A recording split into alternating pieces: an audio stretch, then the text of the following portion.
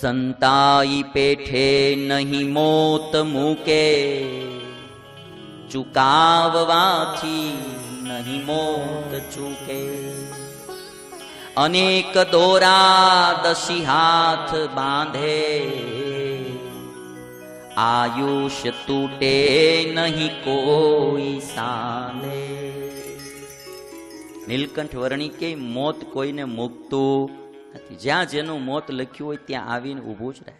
સંતાઈ પેઠે નહીં મોત મૂકે, સંતાઈ જવાથી મોત મૂકી નહીં દે, ચુકાવવાથી નહીં મોત ચૂકે.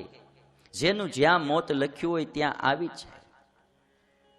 એક ભાઈએ આત્મઘાત કરવા માટે 15મા માળની બિલ્ડિંગ 15 માળની બિલ્ડિંગ 15મા માળેથી ધૂબકો માર્યો ને હેઠે એક શાક બકાલું વેચતો એની ઉપર પડ્યો. તે ઓલો શાક બકાલું વેચવા વાળો મરી ગયો ને ઓલો જીવતો રહ્યો.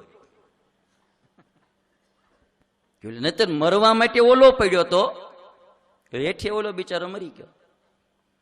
આમાં કોનું મોત ક્યાં લખ્યું હોય ને કેમ લખ્યું હોય કાંઈ ખબર પડે. આ ભુજમાં ભૂકંપ આવ્યો ને તે ઘણા બચવા માટે ઉપરથી ધૂબકા માર્યા. જેને ધૂબકા માર્યા એ મરી ગયા, જેને ધૂબકા ન મારી ત્યાં રહી ગયા હારા હારા પાછા. એટલે આમાં ક્યાં કેમ મોત આવે નક્કી નહીં, પણ વેલું મોડું આવશે ખરું એ વાત પાકી. એટલું અનુસંધાન રાખ. કિસી કી લાશ યહાં ચિતા મેં જલાઈ જાતી હૈ. વૈરાગ નો થાય ને તો અશ્વિની કુમાર સ્મશાને બેદી જઈ આવું. એકાદો આટો મારી આપણે ત્યાં નજીક જ છે, એક આટો મારો.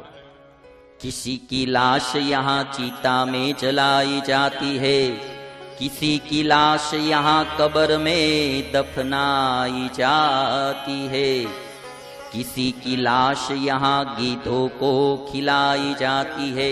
अलग अलग धर्मोनी अंतिम क्रियाओ अलग अलग रीते थाय. कविए बधी वर्णवी છે. કોઈ દફનાવે, કોઈ અગ્નિ સંસ્કાર કરે, કોઈ પક્ષીઓને ખવડાવી દે.